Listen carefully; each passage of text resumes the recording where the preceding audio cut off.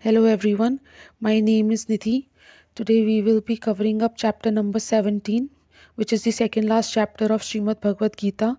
The title of this chapter is The Divisions of Faith, and this chapter begins with Arjun's inquiry about the unauthorized worship of those who have some faith but which is not based on the scriptures. So here Arjun asks Lord Krishna that what is the situation of those who do not follow the scripture but worship according to their own faith? Are they in goodness, in passion, or in ignorance?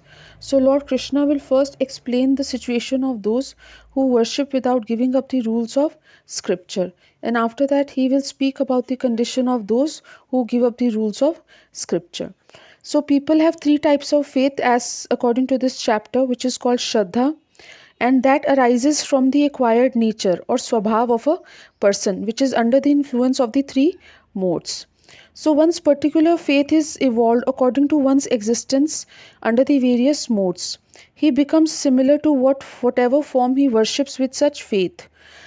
And Lord Krishna says that make his faith firm in whichever way he worships me. So the worship is in different modes. In goodness, one worships demigods for a purpose. In mode of passion, one worships demons. And in mode of ignorance, one worships ghosts and spirits. So here demonic austerity has been spoken about too in verses 5 to 6. And in 7, the food, sacrifices, penances or austerities and charity have also been discussed, that they are of three nature. So in verses 8 to 10 it has been discussed that the foods are also in three modes. The foods which are in the mode of goodness or sattva increases one's lifespan, has purity, gives strength, and benefits the health. It gives happiness and satisfaction is also increased by such foods, and these foods are juicy, fatty, wholesome and pleasing to heart, and such food are dear to people in goodness. So people who have sattvic tendency would prefer to eat sattvic food. Then there are foods in mode of passion which are excessively bitter, sour, salty and hot. They are pungent, dry and burning, and they are dear to those who are in the mode of passion. They cause distress, lamentation and disease. So we can say that in today's world the diseases that are prevalent could also be because of the incorrect food that we consume, or inappropriate food that we consume, which is not good for the body.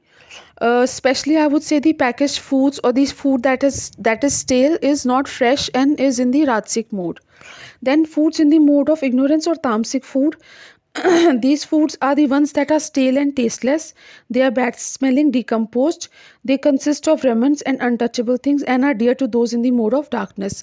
So all the non-vegetarian food comes under this category. Then the sacrifices are also in three modes. The sacrifices performed in goodness are the ones that are performed according to the scripture and as a matter of duty. Sacrifices in passion are performed for some material benefits in this world and for the sake of pride. Sacrifices in ignorance are performed without regard for the directions of the scriptures and without distribution of prasadam, without chanting of Vedic hymns, without remuneration given to the priest and without faith. Then austerity in three modes have also been written, and there are three types of austerity: austerity of body, austerity of speech and austerity of mind. Also, austerity in three modes is that the austerity performed in goodness is with transcendental faith. It does not expect any material benefits, so it is not done with any selfish motive, and it is done only for the sake of the Supreme. The austerity in passion is performed out of pride, for getting respect and honor in the society, and it is neither stable nor permanent. And austerity in ignorance is performed out of foolishness, with self-torture, or to destroy or injure others. Charity is also in three modes. The charity in mode of goodness is given out of duty and without expectation of return at the proper time and place and to a worthy person. Charity in passion is given with the expectation of reciprocation, with a desire for fruitive results and in a grudging mood. And charity in ignorance is given at an impure place, at an impure time and to undeserving persons. So this implies that when we are giving charity, we should also be careful about whether we are giving it to the right person, to the deserving person or not. Then in 23 to 28, Om Tat Sat has been explained. Om is always chanted in the beginning by those who perform sacrifice. Tat is uttered by persons aspiring for liberation and material entanglement, and Sat is used to indicate the absolute truth or Sadbhava, and also the knower or seeker of the absolute truth and the performer of sacrifice. Now, I would like to quote few verses from this chapter.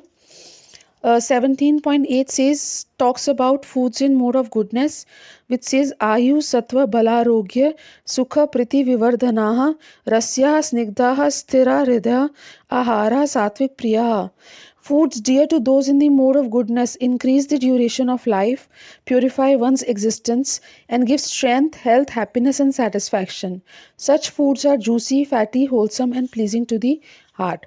Then I would like to quote verse 17.15, which talks about austerity of speech, which says Anudvega karam vakyam satyam priya hitam chayat swadhyabheya bhyasanam chaiva vanmayam tapa uchyate. Austerity of speech consists in speaking words that are truthful, pleasing, beneficial, and not agitating to others, and also in regularly reciting the Vedic literature. I would also like to quote 17.16, which talks about austerity of mind, which says Manah prasadha saumyatavamah maun matma vinigraha bhavasham shuddhir iti etat tapo manasham uchyata. And satisfaction, simplicity, gravity, self-control, and purification of one's existence are the austerities of mind. Here I would like to conclude this chapter. Thank you everyone. Thanks for your time.